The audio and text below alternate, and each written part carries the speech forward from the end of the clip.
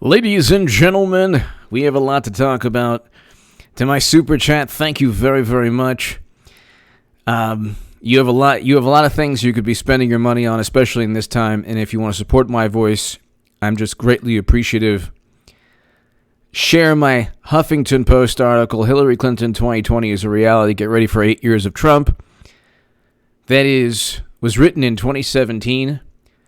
I will have made the biggest political call of all time, ladies and gentlemen. They are not going with Joe Biden.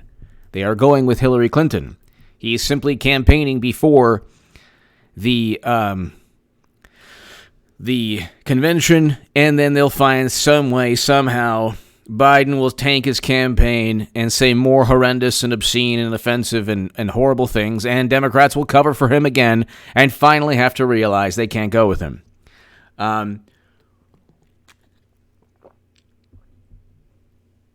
Share my Times of Israel article, everyone. Hillary Clinton, not Biden, will be nominee.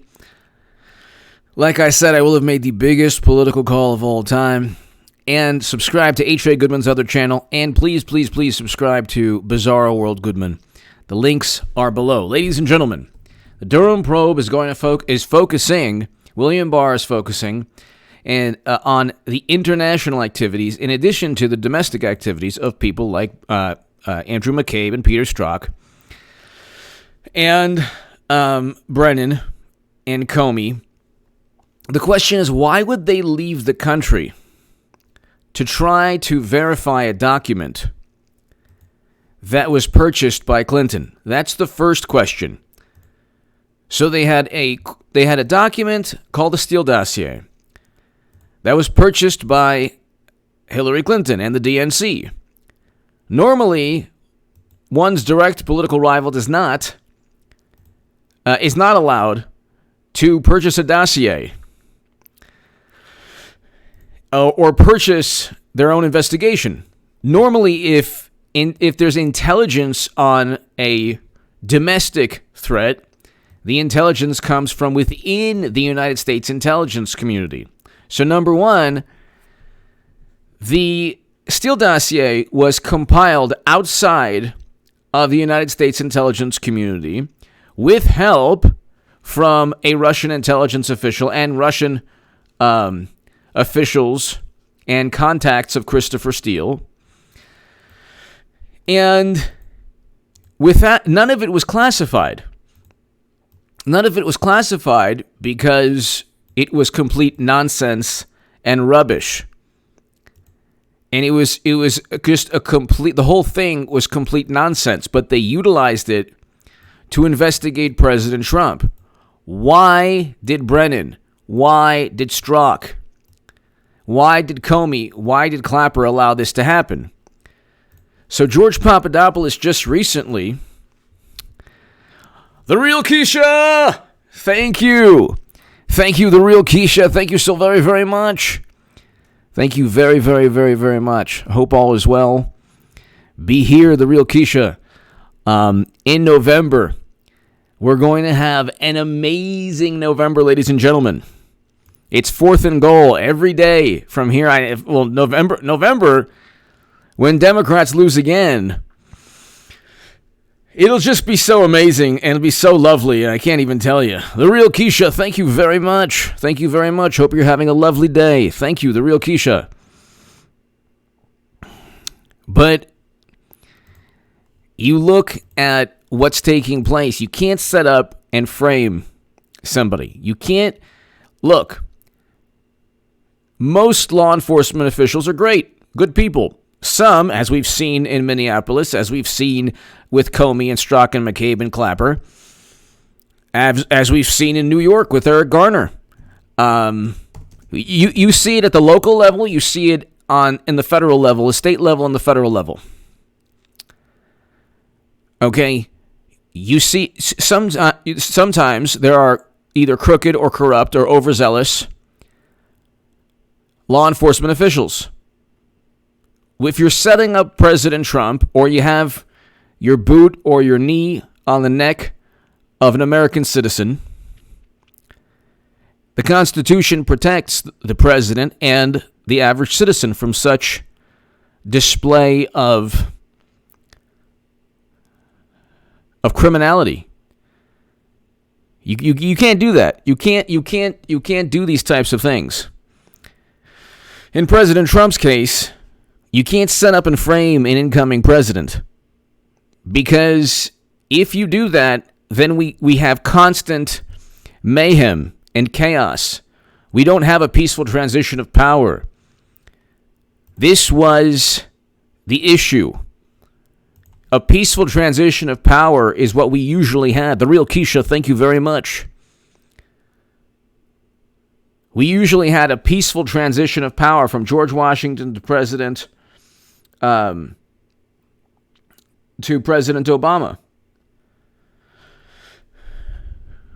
When you start going, so this is just one example. We'll get to George Papadopoulos in a second, because he talked about this, how they're focusing on the international activities.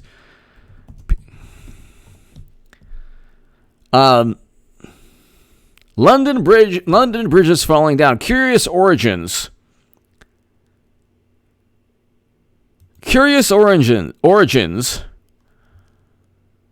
of FBI's Trump-Russia probe. This was an article written by John Solomon, who is really at the forefront of all of this, of course, with Tom Fitton. The bridge to the Russia investigation wasn't erected in Moscow during the summer of 2016 election. It originated earlier, 1,700 miles away in London, where foreign figures contacted Trump campaign advisor and provided the FBI with hearsay allegations of Trump-Russia collusion, bureau documents, and interviews of government insider. These contacts in spring of 2016, some from trusted intelligence sources, others from Hillary Clinton's supporters, occurred well before the FBI headquarters authorized an official counterintelligence investigation on July 31st, 2016. So why are they getting information from other countries or from people from other dignitaries or from other characters, from foreign intelligence on President Trump, when they have no way, or when they haven't even obtained any intel from within the United States intelligence community to corroborate anything? The new timeline makes one wonder, did the FBI follow its own rules governing informants? Here's what a congressman and an intelligence expert think. The revelations of purposeful contact initiated by alleged confidential human sources prior to any FBI investigation is troublesome. Representative Mark Meadows, an ally of President Trump and a chairman of a House subcommittee that is taking an increasingly aggressive oversight role. The new information begs the question, who were the informants working for, who were they reporting to, and why has the Department of Justice and FBI gone to such great lengths to hide these contacts? He's talking, of course, of Sessions.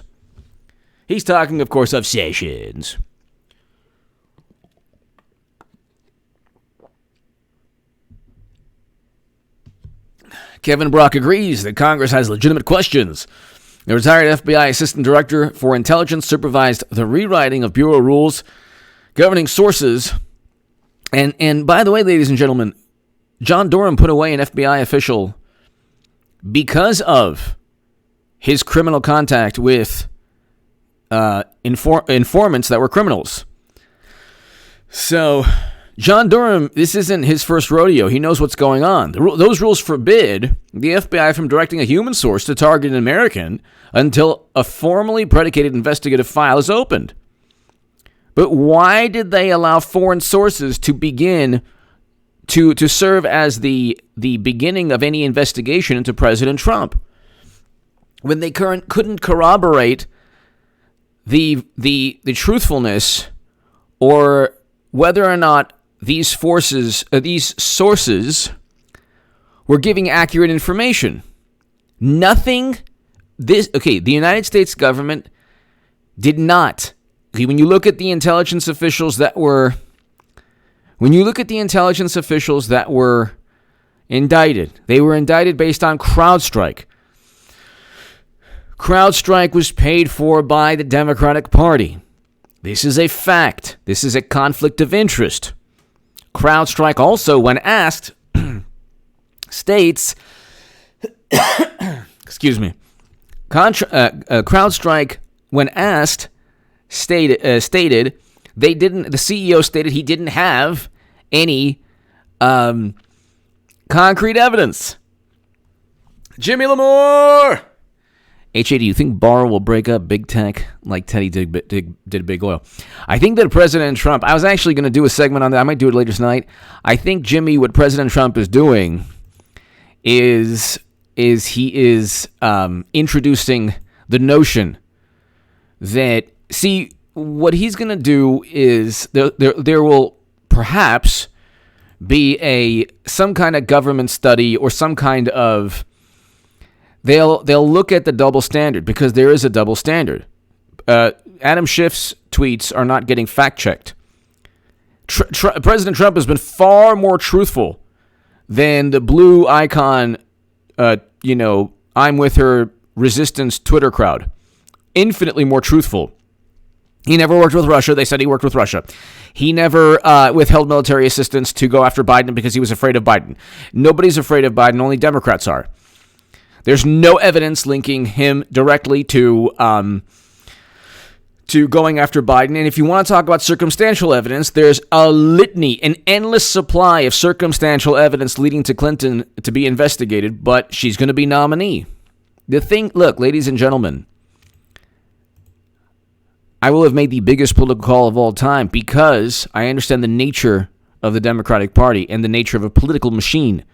Clinton runs a political machine. Jimmy Lamore, I think that what he's going to do in terms of Twitter, I think that he's going to focus on the double standards. When he says big action to follow, it'll be interesting. Twitter has shown that everything we have been saying about them and their compatriots is correct. Big action to follow. So, this is election interference, okay? Because you can fact check every Democratic candidate's tweets. Joe Biden doesn't really say anything, but Clinton's tweets you can fact check. She said a couple things recently via Twitter. I mean, a whole bunch of things about impeachment and Russia.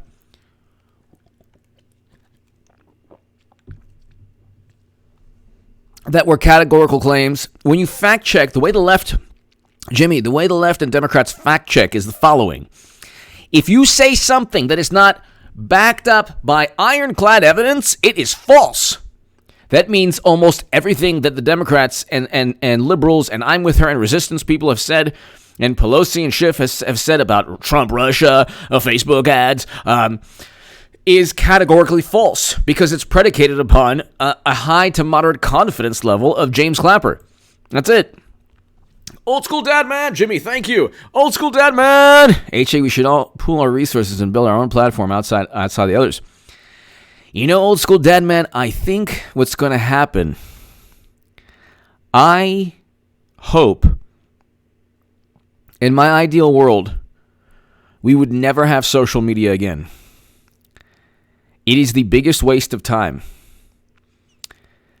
Old school. My name should be Old School H.A. Goodman, H.A. Badman, but Old School Dadman. I remember waiting outside Tower Records with my friends for CDs that they want or tapes that they wanted to get. D-Lynn! Thank you, D-Lynn. D-Lynn, thank you. Hope you're having a great day. Old School Dadman, I remember riding my bike to Music Plus. Remember Music Plus? Remember Tower Records? But why am I bringing that up? Because there was no social media where you can listen to clips. There was obviously no streaming, but I didn't have to talk to anyone in this cyber reality. Facebook is only good.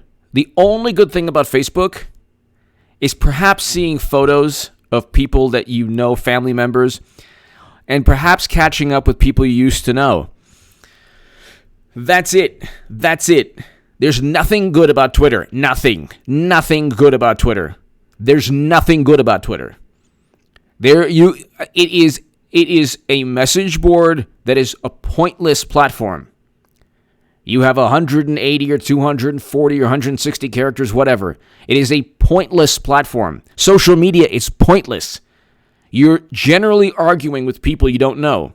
You're generally retweeting sentiments or, feel-good platitudes, sentiments, statements. The act of retweeting a comment has zero impact, absolutely zero impact on America's political future. Just ask Bernie Sanders. Now, there's Bernie Sanders, then there's Biden. You don't have to be retweeted tens of thousands and millions of times like Bernie and get cheated and be utilized as a, human doormat by the Democratic Party. But at the same time, ladies and gentlemen, you got to have a little bit of a presence. So generally, social media is influenced by ideas. The ideas President Trump, when he tweets out today, this is the reason I'm voting for President Trump. He talked about bringing home our soldiers from Afghanistan. He talked about America being the world police. This is the reason. This is the reason that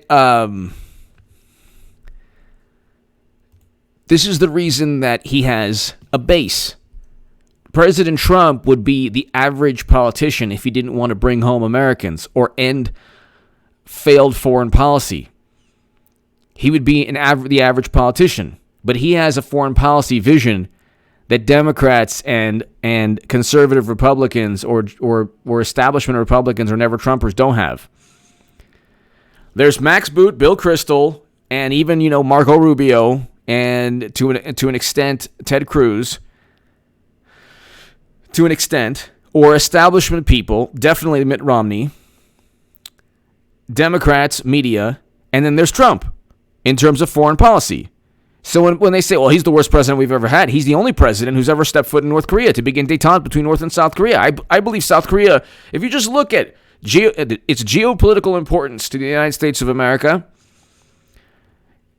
in terms of there's a great democracy index, that they're the strongest democracy in Asia, even more so than Japan. The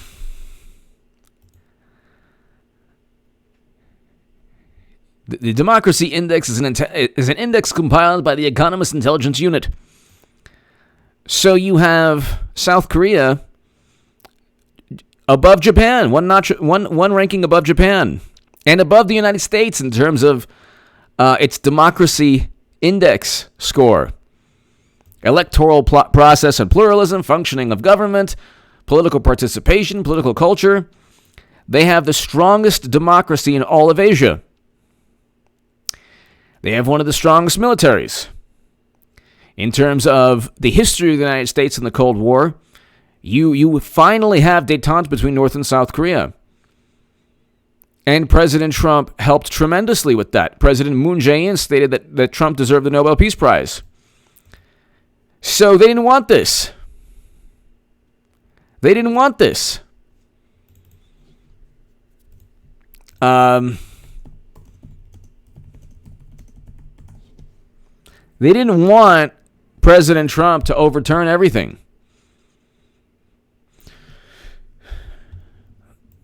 And he's doing that, and it's really interesting because media is becoming even more rabid.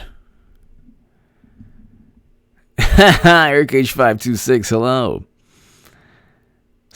Luke St. Martin, hello. Media is becoming even more rabid, and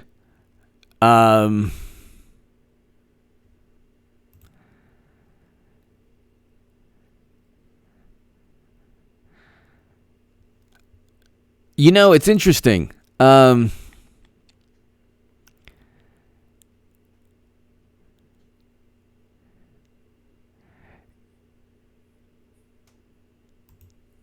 It's interesting. When you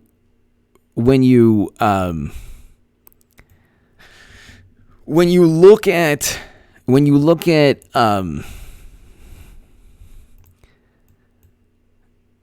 when you look at how they tried to take Trump down. So here, Kevin Brock agrees that Congress has legitimate questions. The retired FBI assistant. So Brock sees oddities in how the Russia case began. These types of investigations aren't normally run by assistant directors and deputy directors at headquarters. All that happens normally in the field. All that happens normally in a field office, but that isn't the case here, and so it becomes a red flag. Congress would have legitimate oversight interest in the condition and timing of the targeting of confidential human sources against a U.S. person. So we're not going to withstand the pressure. Soon, FBI lawyer Lisa Page texted fellow. We're not going to withstand the pressure. Soon, FBI lawyer Lisa Page texted fellow agent Peter Strzok. August 3rd, 2016, days after Strzok opened the official probe and returned from a trip to London. At the time, they were dealing with simultaneous challenges. So why did Strzok open the official probe and returned from a trip to London? Why did he even go to London? This is much more tasty for one of those DOJ, fill in the blanks to leak. Strzok wrote to the two colleagues, then having an affair, the Bureau later told Congress, debated on how they could delay the John Brennan FBI meeting so as not to play the agency's game. So they voiced alarm when FBI colleague Liz suggested the President Obama's White House was about to, went well, so hijacked the investigation, went well, best we could have expected. Other than Liz, quote, the White House is running this. Page then texted to assure, we got emails to say otherwise. The White House is running this. So it's really interesting. They're all trying to set up and frame Trump, but they're doing it on their own end.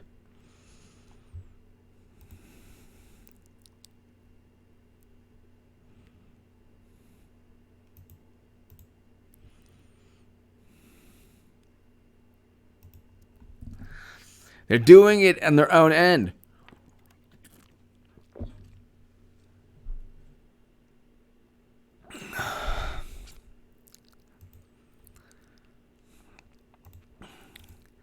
Dylan! J-Spot J!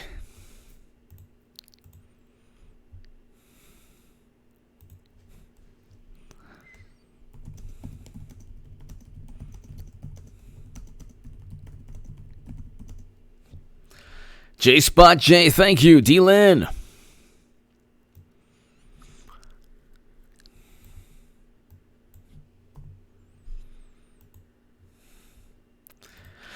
So it's kind of interesting how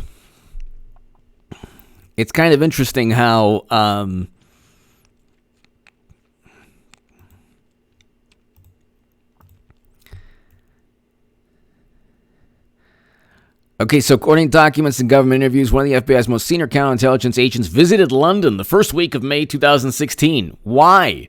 Congress never got the FBI to explain the trip, but soon after it, one of the most consequential moments of the scandal occurred. On May 10th, Australian diplomat Alexander Dano met in a London bar with Trump advisor George Papadopoulos. This is what George Papadopoulos was talking about, who boasted of knowing that Russia would release dirt on Clinton. How do we know that Alexander Downer didn't make it up? Maybe he knew. Maybe he was projecting or, projecting what he knew. Maybe he, how would he, so they're trusting Alexander Downer. They're trusting Alexander Downer to, they're trusting Alexander Downer as if they were 100% certain he's telling the truth. Who is this man other than a former ambassador with ties to the Clinton Foundation? Why would he be one of the key sources to why would he be one of the key sources to start all of this.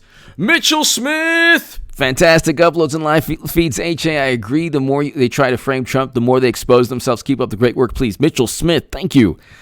Thank you very, very much, Mitchell Smith. It always happens this way. For some reason, they go after Trump, the opposite takes place. Mitchell Smith, they go after Trump, the opposite takes place. Sam Jage! You're on point when you say to stay away from discussing politics on Twitter. The left on Twitter hold their beliefs like religious fanatics. Oh, they are. If you enjoy talking to Wall, what happens? Sam Jage, yes. Mitchell Smith, thank you. Sam, thank you. Thank you, Mitchell. Thank you, Sam. Larry Whitaker! You've got secret fans in Hollywood. Yeah. If you like art, Google me sometime. Keep up the good work. Larry, thank you. Larry Whitaker, thank you very much. Thank you very much.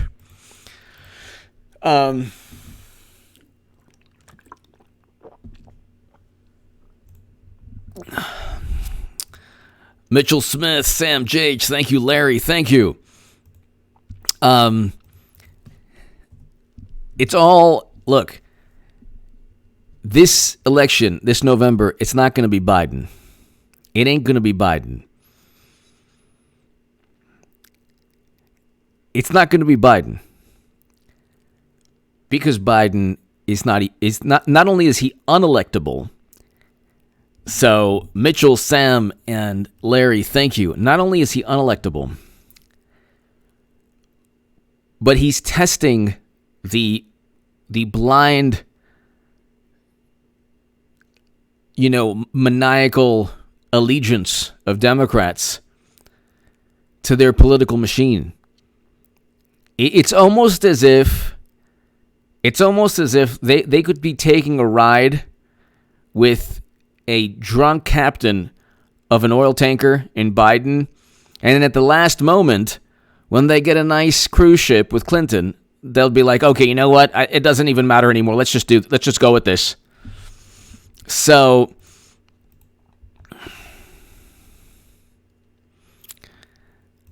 it is pretty unbelievable. It's pretty unbelievable. And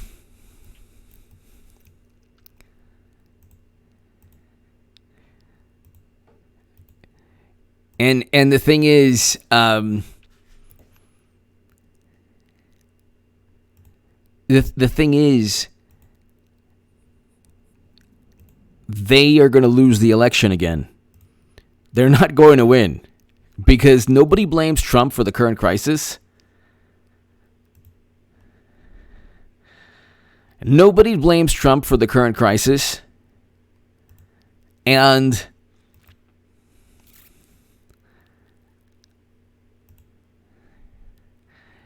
in addition to not blaming Trump for the current crisis, nobody cares about Trump's tweets.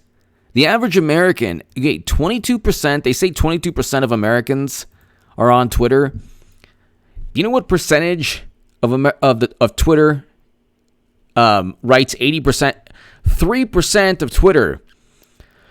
What is this? 80% of Twitter is like 3% of users. So 3% of users.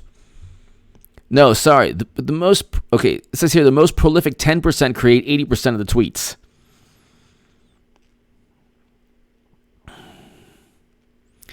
So 80% of US tweets come from 10% of users. So 90% of users are, not really using it that often. 10% are always on it. And what does it say? So about 2 million, so 20 million people, about 2 million people. About 2 million people.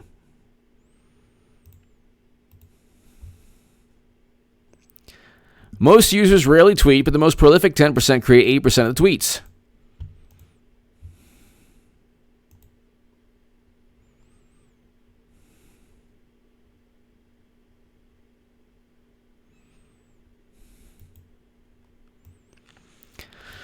So,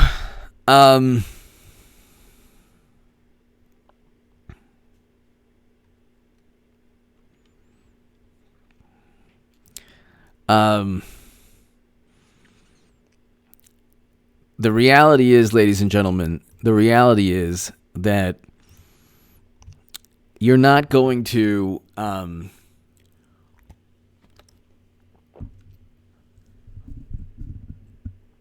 the reality is they don't have an answer to stop President Trump. They tried to set him up and frame him. That didn't work. They tried to impeach him. That didn't work. They tried to accuse him of everything under the sun. That didn't work. They tried to say that he is so boorish and horrible. That didn't work because everything they do is worse. They're implicated in everything. Even the impeachment implicated Biden. Trump Russia is now implicating them for setting up Trump. Biden just recently said something more horrendous than Trump ever did. If Trump had stated what Biden said, my God, Biden said it also on purpose. You think he's that out of touch with the most important demographic group for the Democratic Party? You think he said you ain't black if you don't vote for Biden? You think that was an accident? You don't think that was on purpose? That was almost certainly scripted to make him. Biden has a balancing act. He has to be just horrendous enough to get Hillary in, but just okay enough to keep. Democrats have to do 10 things at once. They have to keep some kind of enthusiasm for Biden, but at the same time, they have to make him say such horrendous things that superdelegates say, wait a second, we can't win with this guy. And pledged delegates think twice.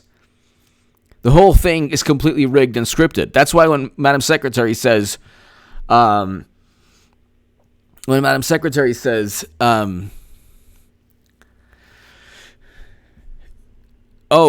I know, I'll support the nominee because I know who it's going to be. She knows it's going to be her. She knows exactly who the nominee is going to be. She knows the nominee is going to be her. She knows this. So, and after this election, you could pretty much say goodbye to Twitter after this election. Remnant 0888 Joe Biden Golden Moo go down in a split. Remnant 08. I think that there's a chance. I think that there's a real chance that Hillary Clinton becomes vice president, then nominee. She'll be nominee no matter what. Remnant, thank you. Millard! Millard Chillmore, hello! Found your channel in early 2019. I've been watching your videos every day since. Very few people have a voice and judgment that resonate as powerfully as yours with the average person not stuck in the matrix. Thank you so much. Thank you so much for the really kind words. They mean a great deal to me. And ladies and gentlemen, every kind sentiment, statement really helps keep me going. It really, really, really, especially Millard, this type of, boost of confidence and compliment means a great deal. Thank you, and your generosity. Thank you very, very much, Millard. Millard Chillmore. Thank you so much. Thank you very, very, very much. I think that, like you said, they do live in the Matrix. And they live in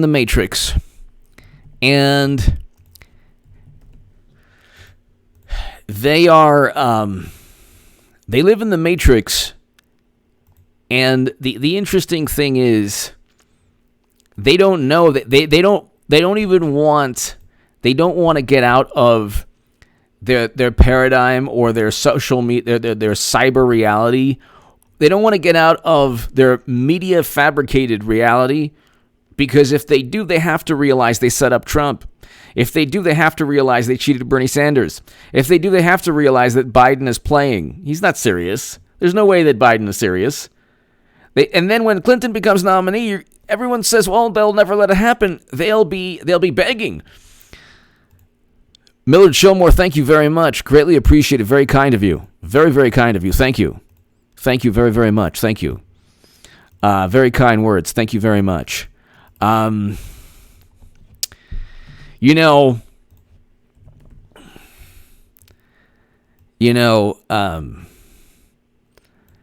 It's pretty unbelievable when you think of.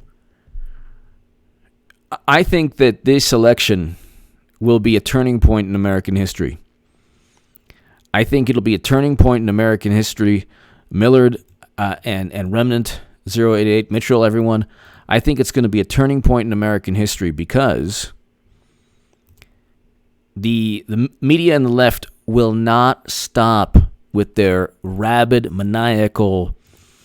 They won't stop. And every day it gets worse. But see, the thing is, the average American has a little bit of punk rock or heavy metal or old school rap, or they have a sentiment in them that if you continually yell something, they're going to do the opposite.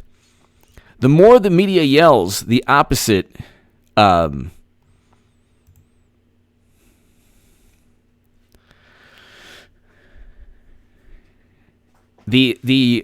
opposite will take place.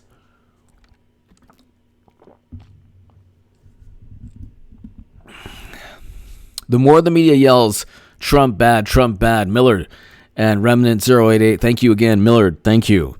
Remnant, thank you. The more the media yells, the more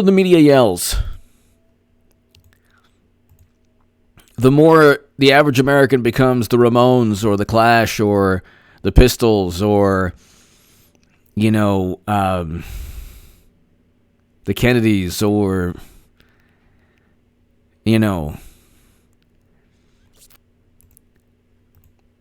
it's interesting because they desperately want people to think a certain way, and generally the average public doesn't. The average person doesn't. Remnant 0888. Golden or Biden will run as, and that's what both of them. Yeah, pretty much. Pretty much.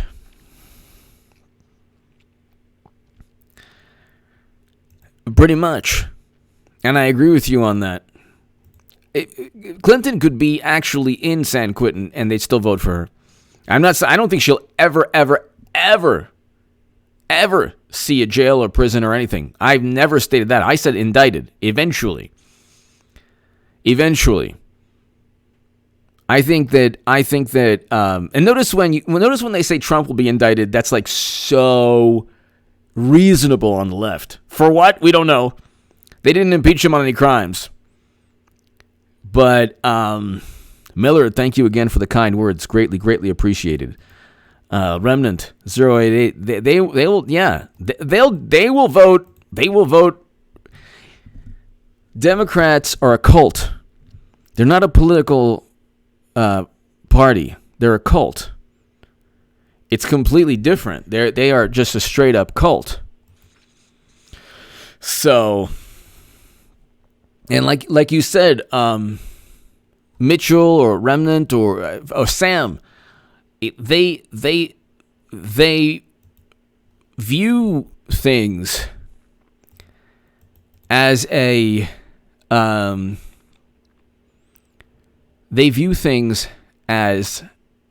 a religious in religious fervor because they've done away with.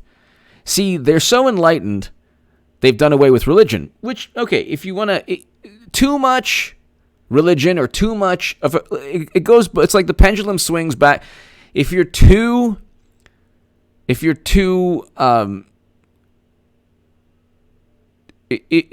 type of person that says, "Well, I know what God is thinking exactly," well, that's not good.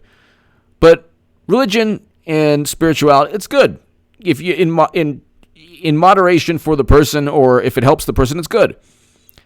If they don't turn into a Democrat, but with religion. So Democrats pontificate, they accuse, they demean, they judge, they do everything that religious zealots do, but they do it from the vantage point of an atheist or an agnostic or somebody that's jettisoned religious ideology and replaced it with political ideology. This is a way for them to demean people. This is a way for them to demean people. It's not a way for them to help people. When they have this this kind of like morality fetish, they don't really care about morality. Because whenever they're caught with their pants down, literally and figuratively, they say, it's not that bad, it's not that bad, well, at least we're better, blah, blah, blah. They live, that's why Twitter is so, what Twitter does is,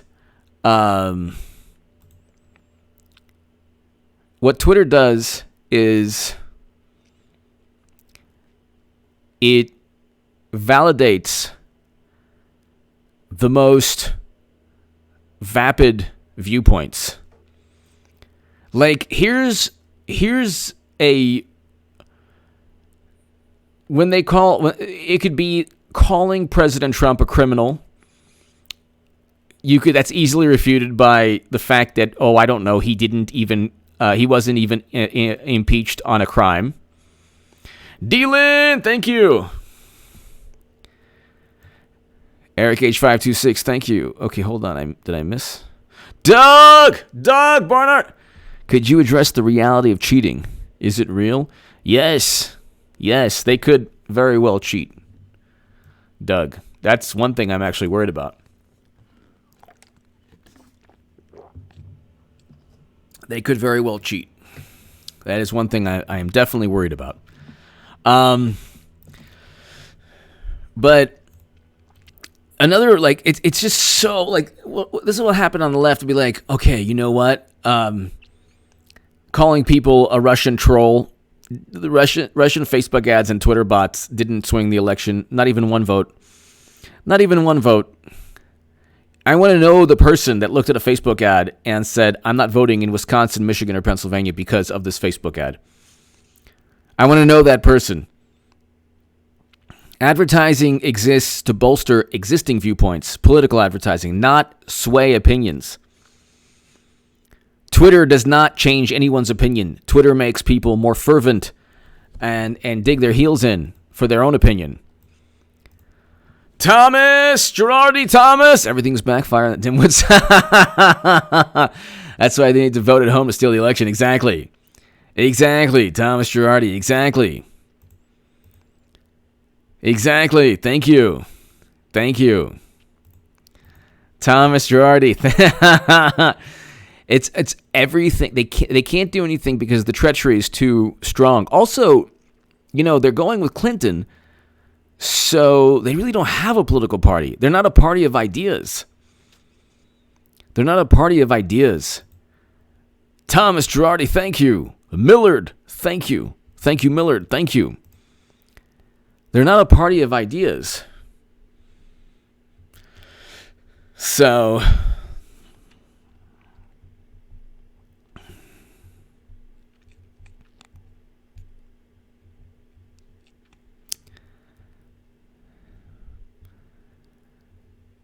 they're not a party of ideas, and the ideas they do have. Okay, here's one that I can't stand. Okay, I am a person who thinks Medicare for all, if it were feasible, would be a great idea. Yeah, it's fantastic, but it's not feasible. But if it were feasible, it'd be fantastic. But it's not. And then let's say I'm wrong, and the Mercatus study is wrong, and other studies are wrong, and Joe Biden's wrong because he would even veto a Medicare for all bill, and that should show you really what Bernie is about. The only thing he stands for is Medicare for all now, and Joe Biden would veto it, and he's still rooting for Biden. So Bernie, if he wanted to make a difference, would join the Green Party. That's a whole other story. Rose Twitter should join the Green Party. You could have a rose icon and then just be a tool of the Democratic Party, or actually join the Green Party if you're really on the left and want to make a change. But whatever. I'm not on the left anymore, so you know what? They never listened to me when I was on the left, so they're certainly not going to listen to me now. But when you hear the phrase, "You mean a pandemic doesn't make you want Medicare for all?" What? What? So these European countries that have single-payer Medicare for all or nationalized health care also have the pandemic? What does that have to do with anything?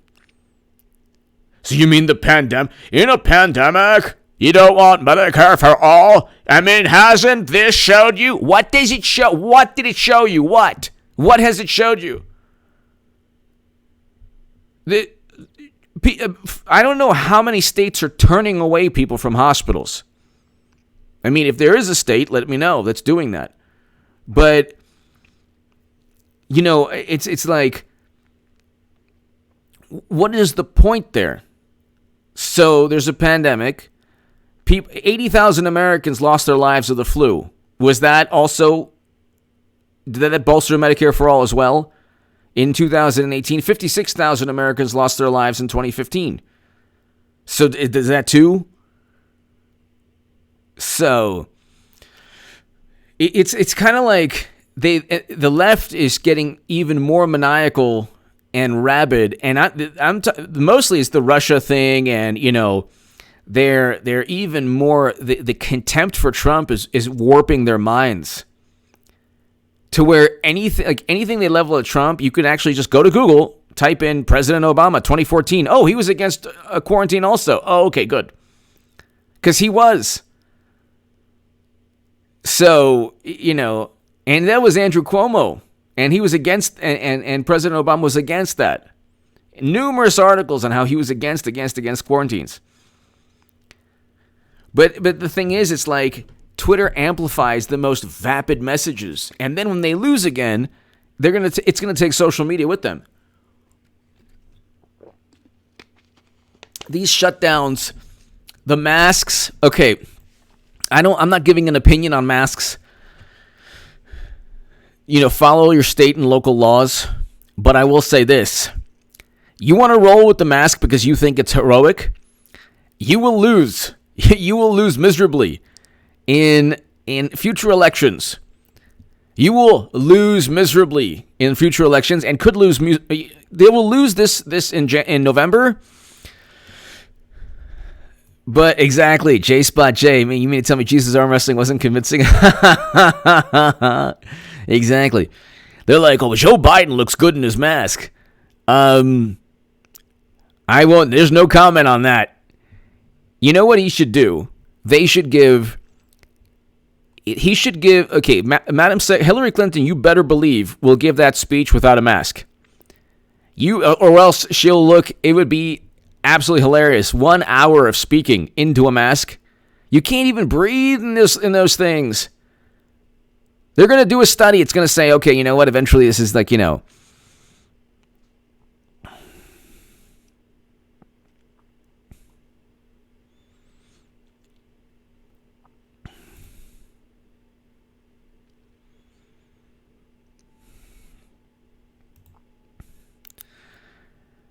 it's definitely going to, all of this is going to,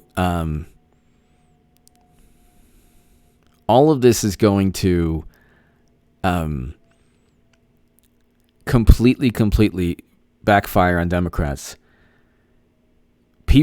Americans do not want to be led by leaders who look like bank robbers.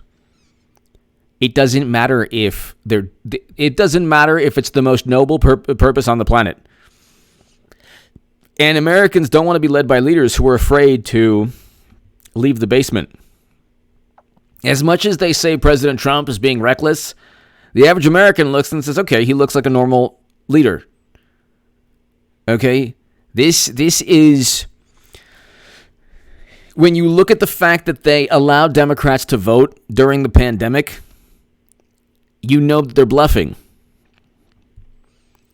And you can rest assured that Hillary Clinton is not going to give a speech with a mask for 1 hour, whether it's in a packed auditorium or in a room with 20 people cheering. President Trump's going to have a packed audience. And you know what? If God forbid somebody gets, the horrendous virus, they'll have if they're 25 to 45 to 50 years old and they're healthy, they have a 99% chance, 99.9 or 0.8 or 0.7 or 0.6 chance of survival, according to Stanford. According to Scott W. Atlas in The Hill. The data is in Stop the Panic and End the Total Isolation, The Hill article. Nobody asks what the mortality rate is depending on your age and health. But that's a little bit too much for Democrats to think about. Ladies and gentlemen, Miller Chillmore, thank you very much. Thank you for your generosity, but also for your really, really kind and wonderful words. Thank you. Means a great deal to me. Thank you. Everyone here, God bless. I will be back. Ladies and gentlemen, I'll be back. Be here at about 10 p.m. Be here at 10 p.m., people. Be here at 10 p.m. I will have a live stream on this channel at 10 p.m. Ladies and gentlemen, thank you. God bless. To my super chat, thank you. I'll see you today. I'll see you today, everybody, or this evening. Be here at 9:30 or 10 p.m. Pacific time. Thanks, everybody. Might be a little earlier, but just check this channel and subscribe to H.A. Goodman's other channel right now, and Bizarro World Goodman. Thanks, everybody, in the description section. Thank you, everyone. See you tonight.